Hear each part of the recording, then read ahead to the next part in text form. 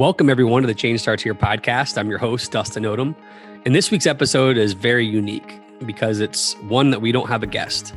I wanted to kick off this season sharing with each of you the history of the podcast, how we got here, some of the experiences that I think have changed my life, both personally and professionally, that we've had on the podcast. And then thirdly, talk to you about the kind of goals for the new season and how I think that this new season, hopefully I will continue to get better as a host. We will continue to have awesome guests. And I just want to send some encouragement to you about how to listen to the podcast in a way that can help you even grow. So with that, I'm not actually sure how long this podcast will be, but I just think it's important to know how we got here today and where I think we want to go. So real quickly, some of you have heard my story, some of you haven't, but in college, I read this book called The Purpose-Driven Life, which is where I wrote my first mission statement.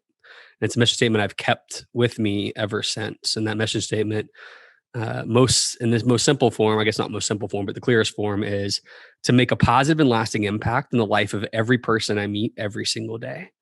And I wrote it that way, one, because I just felt led, but two, because I wanted to have a mission statement that wasn't job specific. It just was a guidepost for how I wanted to live my life every day. And it would be a guide to making certain decisions. Like, one of the reasons that I married my wife, Ashley, was because she's someone who made me want to love and appreciate people, every type of person, every single day, and inspire people every day. And she does that for me. And so it's how I got to FranklinCovey, is thinking about how looking for an organization that would let me be a part of something that was trying to better people every single day. My education journey, I spent a lot of time in urban St. Louis, as you guys, if you heard the Kelvin Adams podcast, you'll probably heard a little bit about that, where he gave me the opportunity to work on a team to help serve the 25 lowest performing schools in our district. And my theory of change at that time was very much a high pressure situation, high stakes in terms of schools on failing lists. My theory of change at that time was, if we can help schools get off a failing list, then the educators in that building will be more filled with joy and be able to teach how they want to teach and how they got, and the reasons why they got into education. And for those of you who are listening, you know that there's a lot of naivete into that take. And so what I found is, as we were becoming successful there, and then when I moved to a different role to help do some of that work across the country, we found that the principals and assistant principals and leaders in the school and the teachers, for sure, were not less burned out. They're more burned out. They weren't more likely to stay in education. They were less likely to stay in education. And so at that time, I really did some deep soul searching, and I was looking for an organization that was passionate about making an impact still on academic results, or the results that schools were judged by. But most importantly, they were looking to make an impact on the lives of the people that they served first and foremost. And what I mean by that, when I was in college, I studied finance, and I went to college at SMU in Dallas, Texas, Southern Methodist University. Go Mustangs.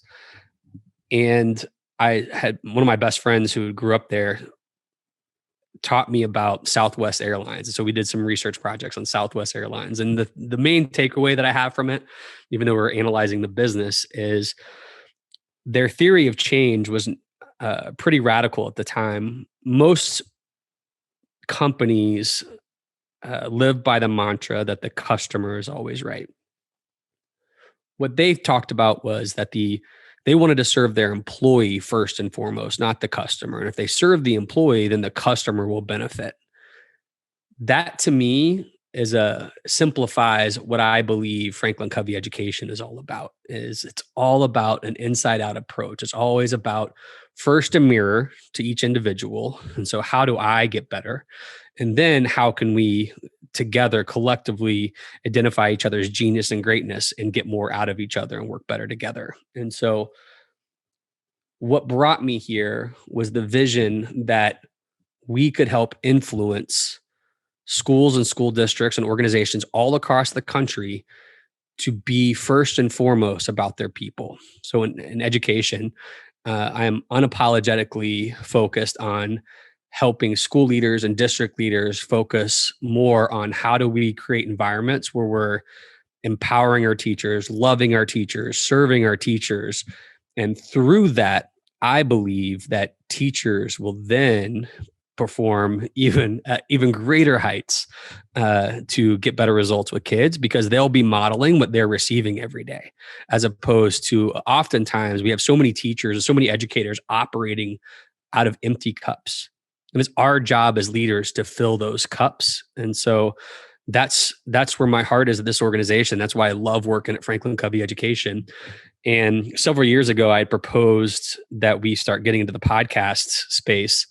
And I had recommended probably 10 different people to host this podcast. And the folks who were in charge of trying to figure out what this podcast was going to be about and who was going to host it ultimately came back and asked me, which if you know me, I feel really blessed and comfortable being in this space. But I look at myself, I played basketball, and I always tell people I'd rather have 30 assists than 30 points. So being the focal point of anything was new to me in the professional space. And so it was definitely a forced march early on, but it's something that I feel very blessed by and I'm growing into. And I just want to share that with you to let you know that the reason I do this is because I want to get better every single day.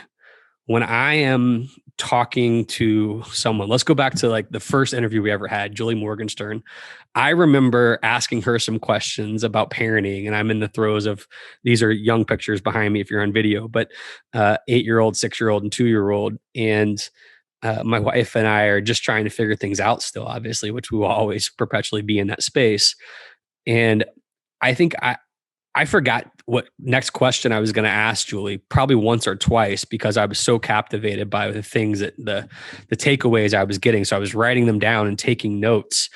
And so my goal is to just be as curious as humanly possible on how I can get better personally. And so when I'm talking to a guest, I'm thinking about myself as a educational leader in that space. I'm thinking about my friends who are around there, and thinking about how I can continue to grow to inspire and support others. And so I hope you've enjoyed it. I think each season, each episode, I'm hopefully getting better to ask the right questions or to ask in a more predictable format that is helpful to you.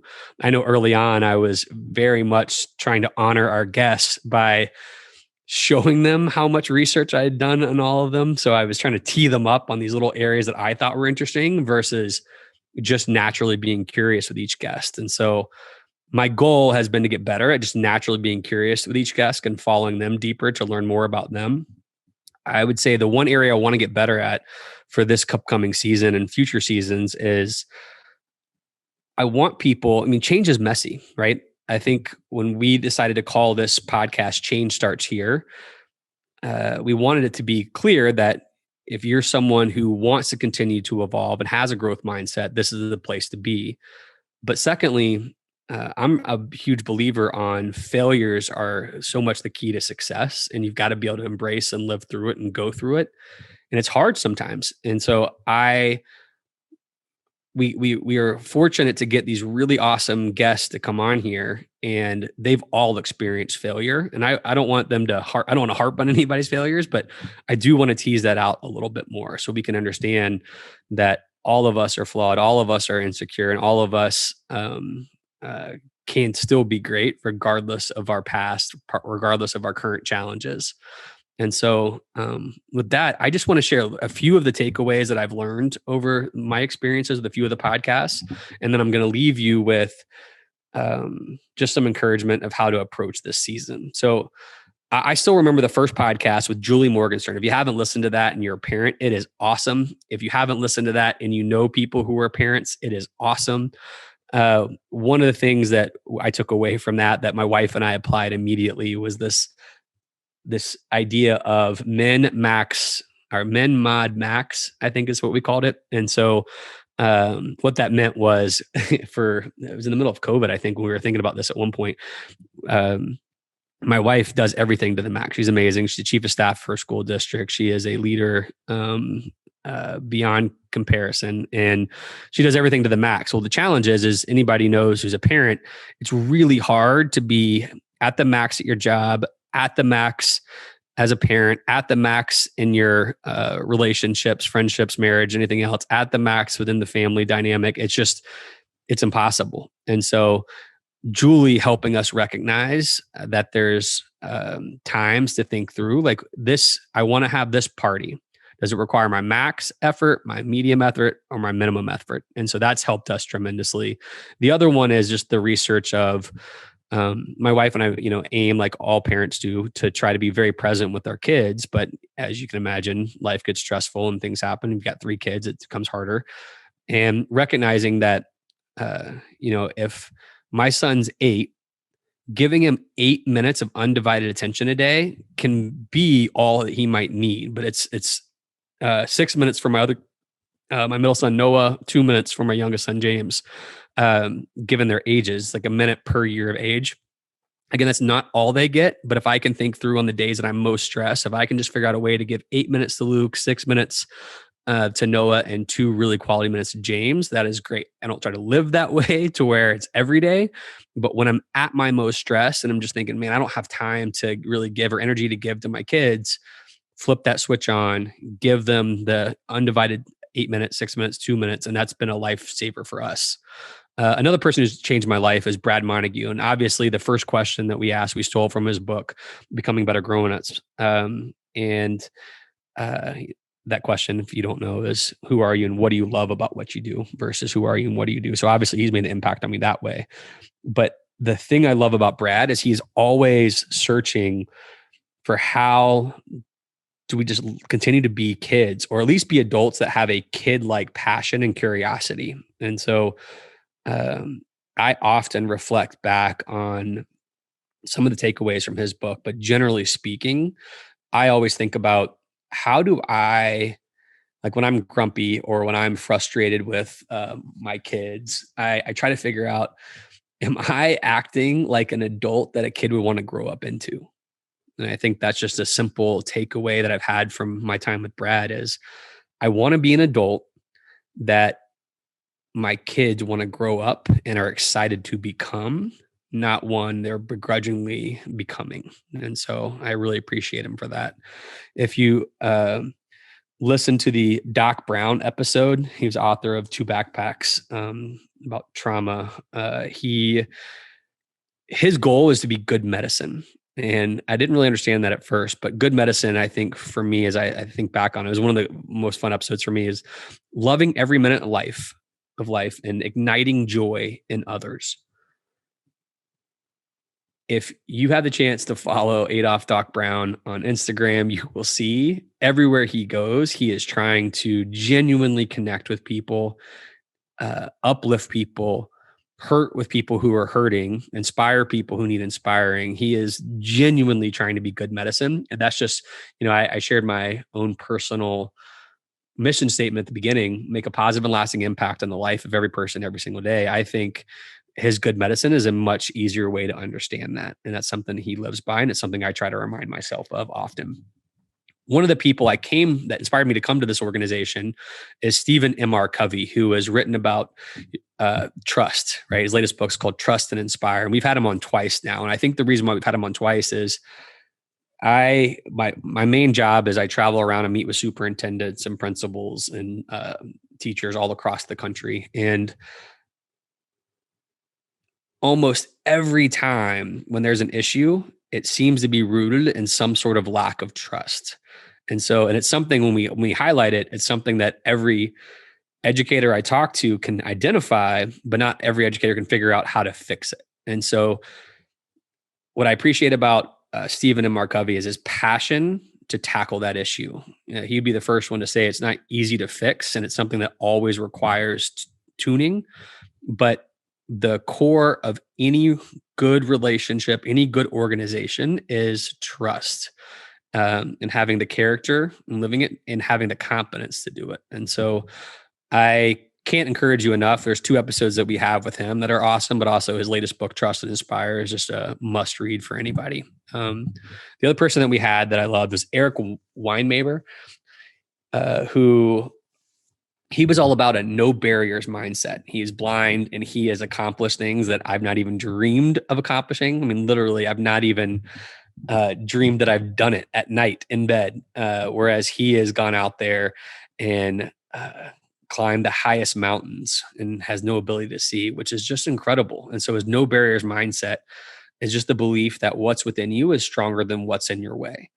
And so I love his thinking on embracing challenges. We all have challenges. A lot of us will spend time, and I've been guilty of this at plenty of times in my life, where I see a massive challenge, and instead of just immediately trying to figure out the baby steps to take to tackle it, I'm thinking, how do we go around this? How do we get away from it? And he's just someone who encourages me and others to go right into it for very good reasons. So he's an awesome person to listen to. Dr. AJ Lee did a great job for me of just the power of filling your own cup. And so making sure that we actually pause and fill our own cup. She was a world-class gymnast in college and just a really inspirational person, a great follow on Instagram. And so I just appreciate her, and I still follow her on Instagram because she just does little vignettes that help me recognize I need to pause and make sure that I'm getting my cup filled so I can actually pour out to others as opposed to continue to burn out.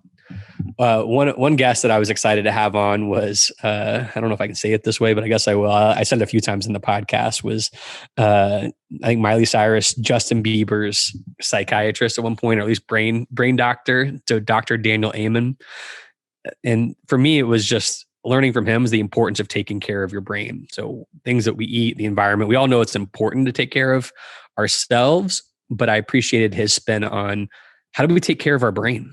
And what does that mean? What do we eat? How do we eat differently? How do we, what things should we stay away from? How do we sleep differently? And it was just refreshing to hear him kind of give that, just give that advice of how to take care of our brain, which we all care about, but don't think about because we don't ever see it. So that was a really cool episode. Another one that I was surprised that I loved so much.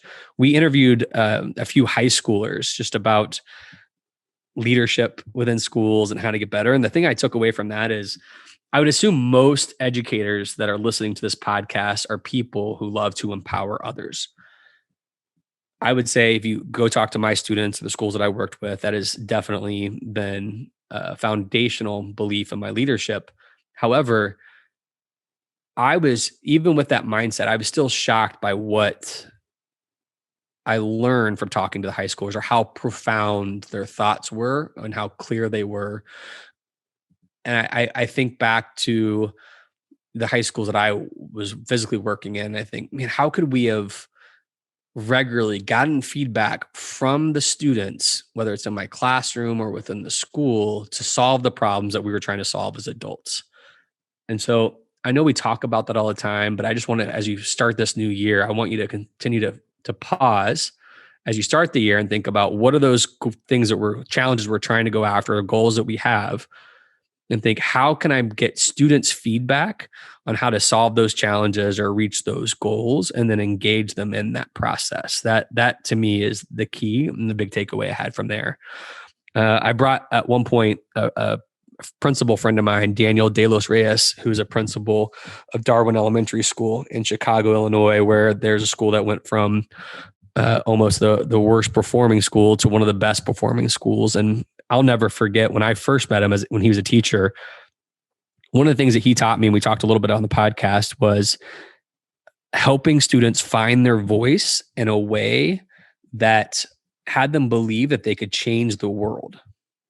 You know, I think back to my teaching. I know that my students found their voice or felt comfortable about being themselves and trying to think about what their goals were for their life. But this man empowered students to want to learn about people who change their communities, whether it's local community or international communities, and help them create their own roadmap of how they were going to do that in their specific communities. It was just awesome to see. I mean, I think it was fifth graders at the time. It just uh, awesome, awesome, awesome to see kids dive passionately into learning about great leaders in the past and then see themselves as being those people in the future. And so that was just incredibly inspiring to hear from him.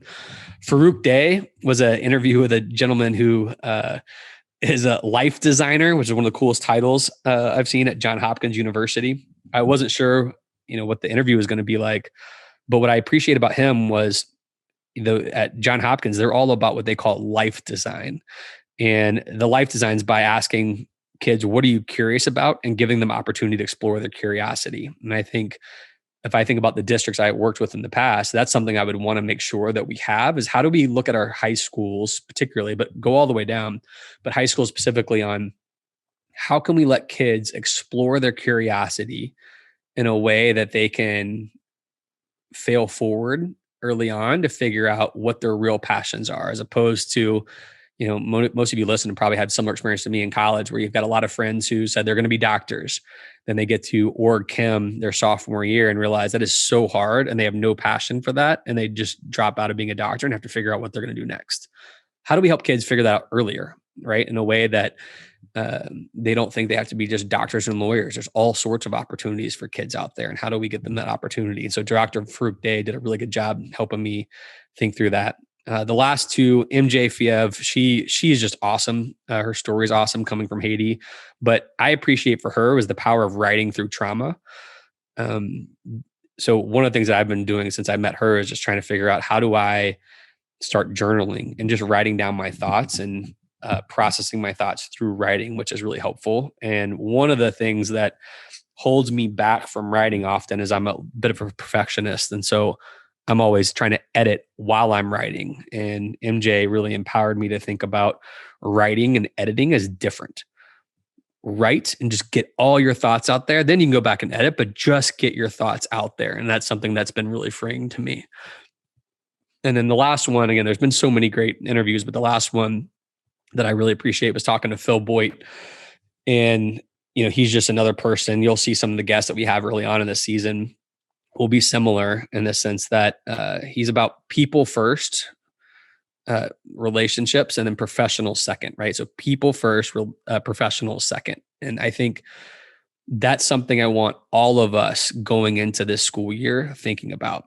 Everybody that comes through those doors, teacher, administrator, bus driver, anybody, they all are people first. How can you love them? How can you serve them? How can you figure out who they are, what they're about, before you start thinking about how they're going to help the greater system itself? And so I just want to encourage you all to approach this year thinking people first, professional second. I'll end this podcast just by saying, so what's next? Again, my goal this year is to get better asking questions, to get better at asking questions in a way that are really applicable to each of you as you're trying to get better in your journey. I would say the thing that I'm working on personally this year, there's a book that I'm going through right now called Win the Day. The only, so often we're paralyzed by the past or we have anxiety about the future. And the reality is the only thing that we can really make an impact on is this day. The only day that's promised is this day while we're here. And so my passion this year is just to win the day. And so you might see a theme in some of my conversations as we go through this season growing about what can we do today? What can I do every day that is practical, that can help me get better every day? What I'd like for each of us to do is just, I'm sure you've all been doing it, but as you listen to each conversation, just listen with a mirror first. Don't listen thinking about your staff. Don't listen thinking about the problem child or relationship you have in your building or district. Think about just for yourself. Get the mirror out. Listen to what you can listen to and grow. And then think about who in your life needs to hear the same message and share it. I just want us to share this as much as possible this year. My goal is to, like I said, make as much of an impact on people's lives, and the people that we're bringing on are just so fascinating to me.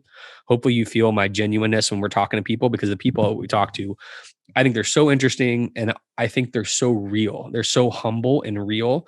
And that inspires me when people have great insight, but they're really humble about it. And so we'll continue to bring great guests. And so I just want you to think about first, how do you continue to get better? But secondly, how can I help others around me get better?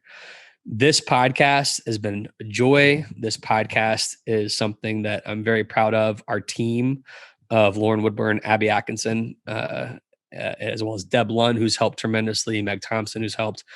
I just feel so blessed to have the team that we have, and we continue to put out great content for you all. I would love for you guys to continue to engage. And so throughout the year, if you have ideas of guests, or if you have ideas of questions or lines that we want to get better, please continue to share it with us. Please continue to share this podcast. We are so blessed. We are so humbled to have your support, and I'm excited about this year and years to come. So thank you. I appreciate you listening with me, hanging in here for about 15, 20 minutes, however long this was. It's just been a blessing. And what I would encourage you to do is any of those episodes that I talk through, none of them are going to be as inspiring, even though I gave you some of the highlights of what I walked away from. None of them are going to be as inspiring as the actual interview in person themselves. And so if you heard a comment I made about the interview, or a name of a podcast that you haven't listened to, I'd encourage you to go back and listen to it, because it's awesome. But we're excited about this season. We'll be starting new episodes starting next week. I'm really excited about the first couple of guests that we've had. And so enjoy. Welcome back to school. Let's have an awesome year, and let's have a great season. Please support us by subscribing to our YouTube channel, podcast on Apple or Spotify, and help us celebrate the beautiful, messy work of shaping human potential.